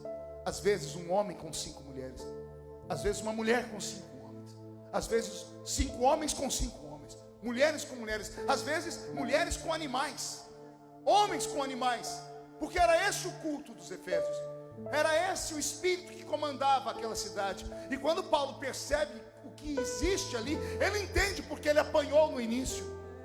Aquela terra era dominada por demônios, era dominada por espíritos malignos, não esses que manifestam em culto, mas por potestades, principados e tronos, que sugam o ser humano, que levam o ser humano para a depressão profunda, que destroem a mente do ser humano e fazem ele sentir síndrome do pânico. São esses espíritos que comandavam Éfeso. Mais um passo à frente e ele encontra um centro de feitiçaria, o maior centro de feitiçaria da Grécia. Mais tarde nós vamos ver os feiticeiros vindo perto de Paulo, trazendo os livros de encantamento e queimando, porque Paulo mostrou para eles que a oração dele era mais forte do que a macumba. Vou falar de novo. Paulo mostrou para eles que a oração deles era maior do que a obra de feitiçaria feita na encruzilhada. que o Deus dele era mais forte do que todos os espíritos malignos que dominavam aquele lugar. Só que antes de fazer isso, Paulo continua caminhando, pastor Alexandre, e aqui eu termino. Ele vira uma esquina e vem vindo 12 homens. Quantos homens? Não ouvi? Muda a música, Beto. 12 homens. Paulo não conhecia eles, eles não conheciam Paulo. De longe o nanico olhou para eles e descobriu que eles eram crentes. Não era pela roupa, não era pela Bíblia, que não estava escrita ainda. É porque o Espírito que estava nele testificou com o Espírito deles que eles eram servos do Senhor. Paulo para os 12. E é interessante quando um crente encontra o outro, a primeira coisa que ele fala é: de que igreja você é? Aí quando fala que é da Assembleia, diz: mas de qual ministério? Aí fala no ministério, mas de qual convenção? Aí começa todas as confusões ali. Paulo olhou para aqueles homens e não perguntou de igreja nenhuma. Ele fez uma pergunta louca: perguntar para crente se conhece o Espírito Santo. Porque é o que ele pergunta: vocês conhecem o Espírito Santo? E os 12 crentes dizem assim: nós nem sabemos que existe tal Espírito. O texto que eu li. E Paulo pergunta: e vocês foram batizados no quê? E eles: no batismo do arrependimento. No batismo de João nas águas. E então Paulo os desafia: vocês creem que se eu orar, vocês podem receber o batismo com o Espírito Santo? E eles creram. Não saíram dali, não foram para uma igreja, não marcaram um culto especial, não. Ali no meio da rua a obra era urgente. Paulo diz: dobrem os joelhos. E eles tinham tanta fome de Deus que não ficaram envergonhados. Dobraram o joelho no meio da rua. E a Bíblia diz: e Paulo, impondo a mão sobre eles, todos foram cheios do Espírito Santo. Começaram a falar em outras línguas. E ali nasce a igreja mais poderosa que já houve, a igreja de Éfeso. Ela não nasce com uma pregação com 8.000, 12 mais 1. No Brasil o número 13 é uma peste, é o número do PT. Mas na Bíblia 13 é o número da sorte. Jesus com 12, 13. Paulo achou mais 12, 13. E são esses 13 homens que vão varrer, ouça o que eu vou dizer, vão varrer da história uma religião chamada religião dos gregos. Paulo, com esses 12 homens, fez os homens acreditarem que Zeus não existia. Hades, Poseidon, Apolo, Diana, Afrodite, Hera, Hermes, Teseu, Hércules, tudo isso virou mitologia, virou conto de fadas. O templo da deusa Diana, uma das 7 maravilhas do mundo antigo, desapareceu. Aí você procura na internet, está escrito lá: houve um terremoto e partiu o templo no meio. Ora, destruiu a igreja aqui, constrói outra ali. O problema não foi o terremoto, foi que as almas que estavam indo lá dentro foram resgatadas. Paulo salvou através do evangelho todos os gregos. A religião de Diana acabou. O templo da deusa Diana terminou. A obra de feitiçaria naquela cidade acabou. Porque 13 homens com um destino mudaram aquela cidade. Me dê aqui em Quincy pelo menos 6 crentes cheios do Espírito Santo. E Deus vai fazer o maior avivamento já visto na região de Boston. Eu prego aqui há mais de 20 anos. E eu já vi reuniões aqui nessa região com cerca de 4.000 crentes. Eu tenho uma fita de vídeo, eu pregando num evento aqui na Washington Street 85, com 4.000 crentes numa noite. Brasileiros. Vieram de fora uns 500. Daqui da região, quase 4.000 crentes. Hoje me dá angústia e tristeza quando eu ando por essa região. Se dizimou tudo, foi cada um para um canto. Pessoas que preferem ser cauda de elefante ou cabeça de formiga do que cauda de elefante. Construíram-se pequenos reinos e os crentes se perderam. Não faz muito tempo, essas pessoas não morreram. Nem todas elas voltaram para o Brasil. Estão por aí perdidas. Estão trabalhando à noite como Go-Go Girls. estão aí perdidos na cachaça, entregues à depressão profunda, trancados dentro dos seus quartos, não acreditam mais em pastores, não acreditam mais em igrejas, foram roubados, foram humilhados. Só que a história não pode parar. Deus tem ainda uma obra a fazer. Há espíritos aqui no céu de Boston, potestades malignas, que não vão respeitar você porque você ganhou muitos dólares, não vão respeitar você porque você já tem o seu green card. Só vão respeitar crentes cheios do Espírito Santo. Só vão respeitar pessoas que transbordem, que transpirem azeite. Homens e mulheres que caminham entre dois mundos. Com um pé pisam aqui em Boston, com o outro pisam no Santo dos Santos. Deus quer trazer um avivamento sobre esse lugar. Alguém acredita nisso? Alguém quer isso? Como pregador do Evangelho, eu só posso fazer isso que eu fiz: tentar despertar você, te alegrar, te dar uma injeção de ânimo e te convidar a chegar à beira do rio do avivamento. Pular dentro do rio é uma escolha sua. Você pode sair daqui dizendo assim: poxa, que legal participar de um culto assim, fazia tempo que eu não via alguma coisa parecida. Ou você pode sair daqui dizendo assim: eu quero isso todo dia. Eu quero isso todo dia. Eu quero essa unção, eu quero essa presença, eu quero essa glória. Esta casa está fumegando, os anjos estão passeando aqui, Jesus está aqui.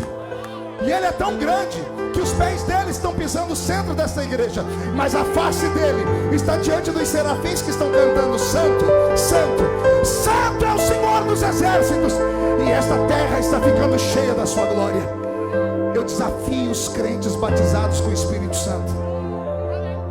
Eu provoco os crentes batizados com o Espírito Santo para que fechem os seus olhos e abram os seus corações, para que tragam lá de dentro o grito mais ungido da sua alma, que resgate as línguas estranhas, que traga de volta as profecias, porque nós cremos em profecias. Eu sou da mesma escola do pastor Alexandre. Nós crescemos vendo Deus falar, ouvimos Deus falar, vimos sinais, prodígios e maravilhas. E esta unção que nós respeitamos é a unção que nós queremos atrair sobre nós. Receba a sua parte nesta noite e receba de Deus este chamamento. Não fique aqui neste país apenas como mais um brasileiro. Não fique aqui pensando apenas no seu documento. Eu não acredito que Deus te trouxe de lá para cá para isso só. Eu não acredito. Eu acredito que você é fruto de orações. Eu acredito que você é fruto de profecias. Você deve se lembrar lá daquela igrejinha de madeira, daquela irmãzinha do coque que Deus usou para falar com você quando você estava no vale da sombra e da morte. O Senhor não disse que iria só te abençoar, Ele disse: eu vou te usar. O Senhor prometeu te usar nessa terra. Mas como é que o Senhor pode te usar se você está num culto pentecostal como esse, ouvindo esse pregador que já está velho, de barba branca, e você está aqui me ouvindo pregar há 1 hora e está me olhando com essa cara feia, parecendo que foi batizado num pote de vinagre? Achou que eu não ia falar? Fica aí me olhando com esse olho seco, parecendo olho de sapo que morreu no dia de enchente. Vem para uma reunião pentecostal e está aí com essa boca travada, essa boca de aço, essa língua de ferro, esse queixo de concreto. Eu te desafio a sair da terra comigo agora. Eu te desafio a ficar valente aqui nesse lugar. Eu te desafio a deixar Deus tomar conta dos seus pés, das suas pernas, dos seus braços. Se tem algum pentecostal, por favor, vem comigo, vem comigo, vem comigo, vem comigo agora, vem comigo. Vamos adorar o Senhor, vem comigo.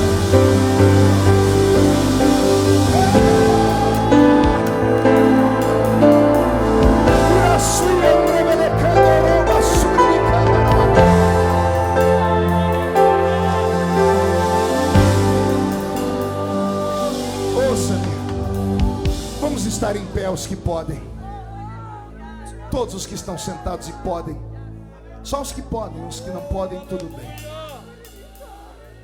O que nós precisamos para fazer a obra de Deus, pastor Alexandre, fazer a obra missionária, é só voltarmos a ter experiências com o Espírito Santo. Você precisa admitir que você precisa de um avivamento. Lembra, Wellington? Avivamento é uma questão de sobrevivência. Não é coisa maluca de gente que tem um parafuso solto. Avivamento é uma questão de sobrevivência. Você precisa respirar o avivamento. E o que é avivamento, pastor? Só grito? Não, o avivamento provoca grito, mas ele começa com uma mudança aqui. O que eu estou vendo muitas pessoas aqui com os olhos vermelhos, em lágrimas, isso é avivamento. O problema é que às vezes a gente não admite. Principalmente nós obreiros, nós não admitimos. Achamos que sabemos tudo, achamos que temos tudo. E às vezes a gente precisa entrar no culto com ouvido de ovelha, esquecer um pouquinho de onde viemos, o que fizemos, o que fazemos, e aprendermos alguma coisa. Precisamos ser sensíveis. Tem um homem na Bíblia que eu amo muito, seu nome é Moisés. Ele só começou o ministério dele porque ele viu a glória de Deus. Alguém lembra dele lá no alto do monte? Lá no Sinai? Quando a sarça fumegava? Ele viu a glória de Deus. Por isso que ele foi encarar Faraó. Quem vê a glória encara qualquer coisa. Só que 20 anos depois, quantos anos eu disse? Moisés acordou um dia daquele jeito. Miriam e Arão tentaram tomar o ministério dele. O povo não parava de murmurar. Moisés deixou o povo dormindo e subiu à tenda da congregação. Era um ponto de encontro dele com Deus. Ele disse: Senhor, sim, Moisés, me mostra a sua glória. Eu quero ver a sua glória.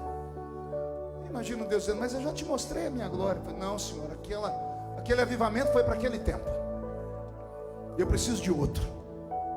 Eu preciso de um avivamento no meio dos anos. Alguém lembrou do texto? Aviva, Senhor, a sua obra no meio dos anos. Na ira, lembra-te da misericórdia. Precisamos de um avivamento no início, mas precisamos de um avivamento no meio. E o Senhor disse: você quer ver a minha glória? Quero. Então sobe para o monte, porque eu vou te mostrar, Moisés, que tudo que tem acontecido na sua vida tem influência minha. A tempestade que soprou sobre você fui eu que permiti. A luta, o fogo, a sede, a fome, fui eu que permiti para te trazer para perto de mim. Quer ver a minha glória? Tem que subir. Aí embaixo não dá. Quer ver a glória de Deus essa noite? Sobe comigo e com o Roberto agora. Aí lá no alto da montanha Deus diz: está vendo aquela rocha? Sim. Fica no meio dela, na fenda da rocha. Eu vou passar de costas e vou deixar você viver pelas costas. Deus tapou o rosto de Moisés. E quando Deus passou, Moisés viu Deus pelas costas. E o rosto de Moisés brilhou como o sol. E ele conseguiu, Claudinho, caminhar mais 20 anos naquele deserto. A proposta de Deus para você hoje é essa: eu quero te mostrar a minha glória. Fecha os olhos. Nós vamos subir um monte. Lembra, eu só posso te trazer até aqui. Daqui para frente é com você. Só você pode gritar, chorar, erguer as mãos, bater os pés no chão, orar. Da casa mais simples, só vocês. Que o anjo da morte não entra. Não posso te tomar pela mão, é você. A que corre pro mar, o vento que abre o caminho é você. Moisés foi subindo e foi vendo que era Deus. Eterno, é você.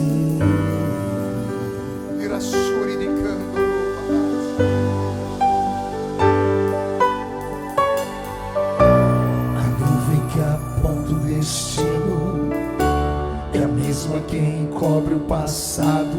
O pão que sacia a fome, a rocha que mata a minha sede é você.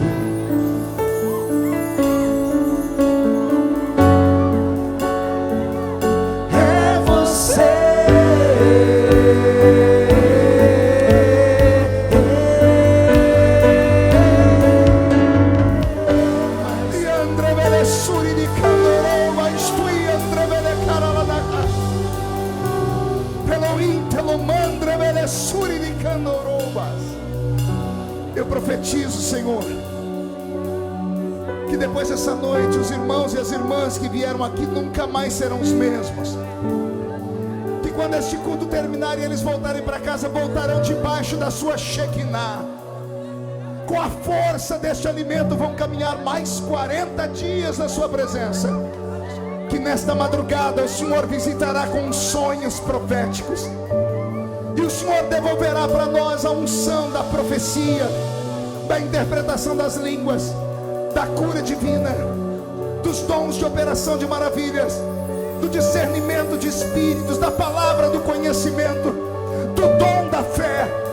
Haverá um renovo, porque o Senhor ainda é o dono dessa igreja.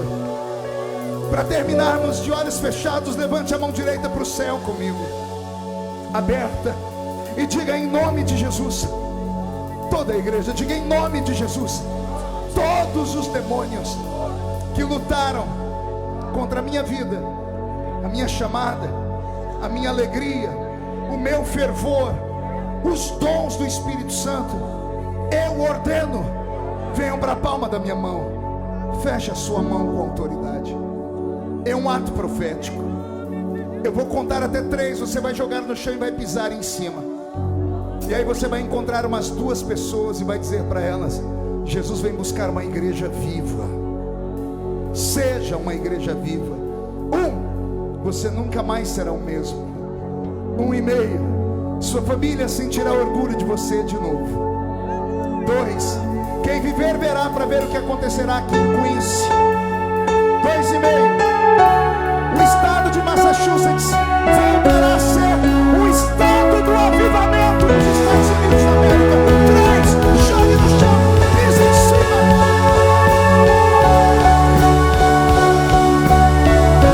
Cumprimente 2 pessoas, abrace 2 pessoas, profetize sobre 2 pessoas. Maranata, ora vem, Senhor. Para terminar bem forte, vem Jesus. Canta, igreja. Vem Jesus. Maranata, ora vem, Senhor. Só em ti confiarei, só.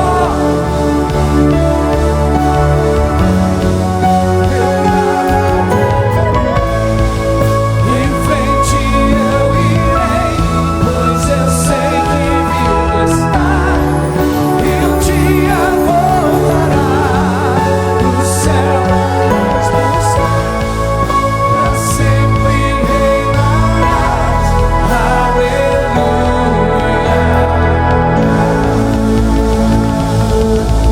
Quem pode aplaudir? Quem pode aplaudir e gritar? Quem pode aplaudir, gritar e dar um pulo para cima?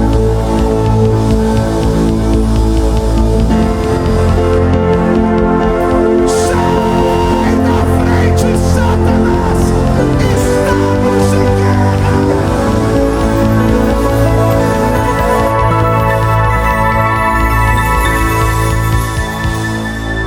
Amém! Puxa a barriga e estufe o peito. Olhe nos olhos de quem está do seu lado. Se não tiver vermelho, enfia o dedo no olho da criatura. Pergunta para ela: entendeu? Jesus vem buscar uma igreja viva. Ei, brasileiro, você é a esperança do mundo. Desde criança no Brasil, eu ouço profecias do tipo assim: o Brasil será o celeiro do avivamento do mundo. E Jesus já está mandando os missionários. Tem um monte aqui na minha frente. Seja missionário nessa terra. Seja um ganhador de almas nessa terra. Seja alguém que faça a diferença nessa terra.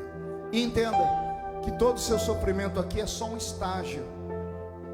Que você vai voltar lá para o Brasil, não para ficar. Você vai voltar exaltado. Você vai lá só para mostrar para as pessoas que foi Deus que te mandou para cá. Deus vai te dar tanto nessa terra, mas tanto que vai sobrar para você repartir com a sua família inteira. Vai sobrar para repartir com a família e com os amigos. Vai sobrar para repartir com os amigos, família e até com os inimigos. Só para eles saberem que você está no centro da vontade de Deus. Posso ver mais uma salva de palmas? Pastor, já vou terminar, viu? Antes de você sentar, incline a cabeça um minutinho.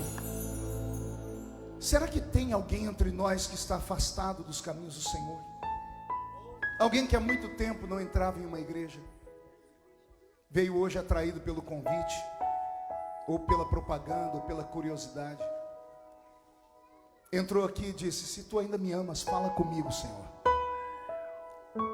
E o Senhor manda eu te dizer, rapaz, que existe ex qualquer coisa, menos ex ungido. A mesma coisa para você, garota. Você ainda vai ser pastor, a senhora ainda será missionária.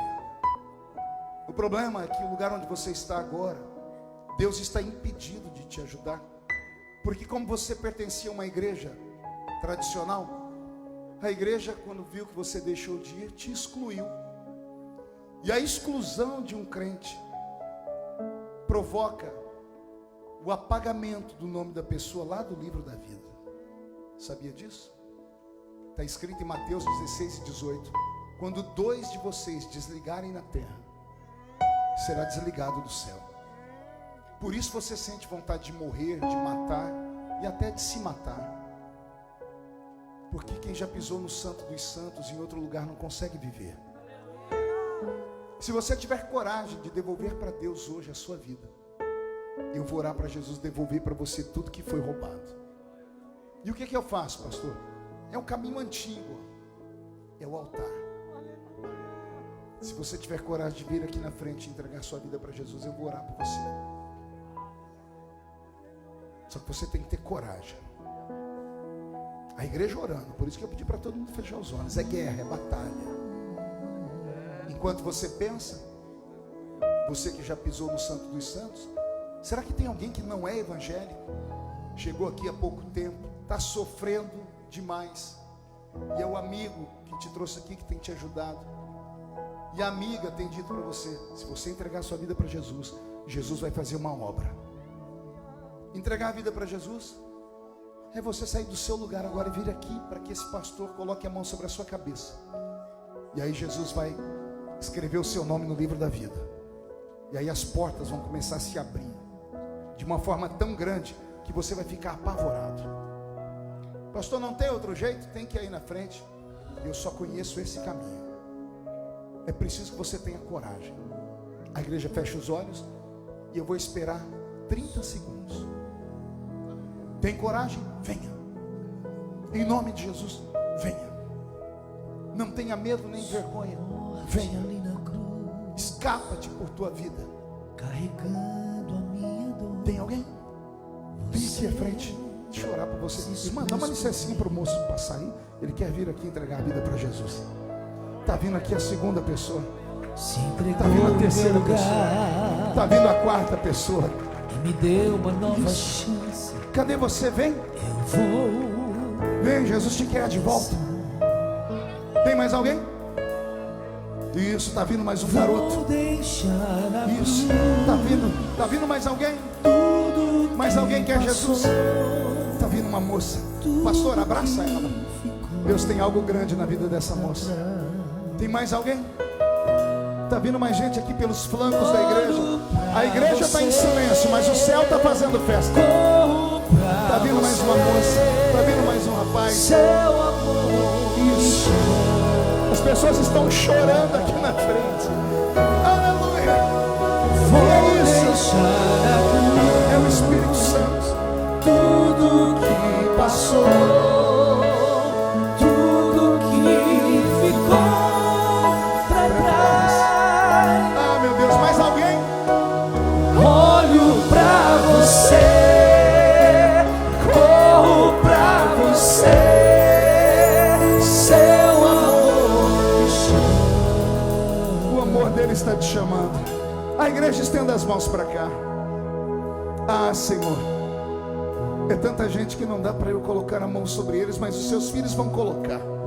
Coloque a mão sobre a cabeça deles, você que está acompanhando eles. Em nome de Jesus, todos os seus pecados sejam perdoados. Em nome de Jesus, que nesse momento todas as maldições herdadas ou adquiridas sejam quebradas.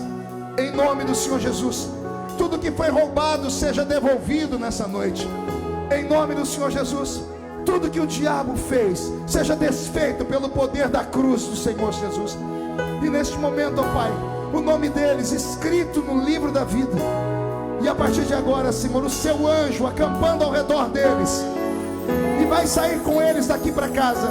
E todos os dons que foram roubados sejam devolvidos. Os que eram batizados com o Espírito Santo falem em outras línguas agora, sejam renovados agora, agora, agora, agora, agora.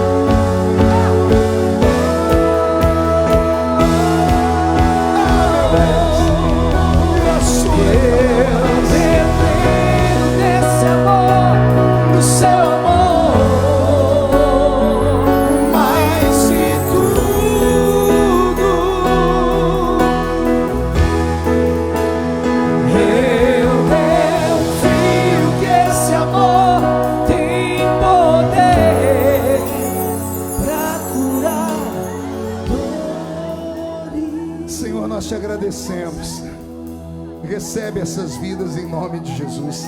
Alguém dê um abraço neles aqui bem forte. E a igreja dá mais uma salva de palmas para Jesus. Desse amor, o seu amor, mais que tudo.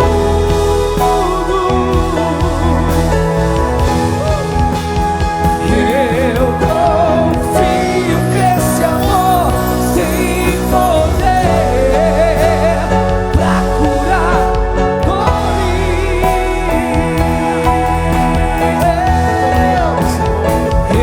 eu dependo desse amor, do seu amor, mais que tudo, tudo. Eu confio que esse amor tem poder pra curar. Amém. Tome o seu assento um minutinho. Mas tome o seu assento falando em línguas, adorando. Se assente com a boca aberta, glorificando a Jesus. Nós já vamos embora para casa. É uma vez na vida, uma segunda-feira. Valeu a pena, gente? Temos duas coisas para fazer aqui: ou terminar o culto ou fazer uma vigília aqui. Quem encara uma vigília aqui? Deixa eu ver. Tudo falso. Porque eu conheço vocês. Começa o culto, fica só eu e o pastor. Até ele vai embora. Porque está com cara de cansado, coitado. Jesus ainda está aqui. Não deixe a chama apagar. Não deixe que você recebeu aqui acabar antes de você chegar no seu carro. Hoje, vigie. Reúna os seus amigos, sua família em casa. Medita no que foi falado aqui. Você não é normal. Você é a esperança dessa terra. Você é a esperança da sua família. Você é a única porta que aquele seu amigo e sua amiga tem para conhecer Jesus. Aqui na região de Boston, se não me falha a memória, a última vez que eu estive aqui como deputado foi em Hartford. E o cônsul havia me dito que só aqui nessa região haviam quase 300 mil brasileiros. 300 mil pessoas. Eu acredito que se somar todas as igrejas evangélicas da região, não chegam a 3, 4 mil crentes. O restante estão todos condenados ao inferno. Eles só têm uma chance: você. A alma deles está na sua mão. Hoje, como pastor de igreja, eu tenho me preocupado muito com isso. Fiz a minha última reunião de obreiros, eu quase desviei a metade dos obreiros. Eu perguntei para os meus quase 100 obreiros quem já tinha levado uma alma para Jesus. 20. Eu tinha 80 obreiros na igreja que nunca ganharam uma alma. Aí eu fiquei com muita raiva. Eu falei: por que eu te consagrei então? Para mim você era um ganhador de almas. Para cuidar dos carros lá fora? Para limpar cocô de criança quando faz na igreja? Tudo isso é importante. Mas o crente que nunca ganhou uma alma para Cristo, ele não sabe a alegria que é provocar os céus. Não há alegria no céu quando alguém é batizado com o Espírito Santo. Não há alegria no céu quando alguém dá uma oferta de $1 milhão. Mas a Bíblia diz que há alegria no céu quando um pecador se arrepende. Que essa igreja respire missões de verdade. Amém, gente? E chega de próximo. Pastor Alexandre, chega aqui perto de mim, já vou devolver o microfone.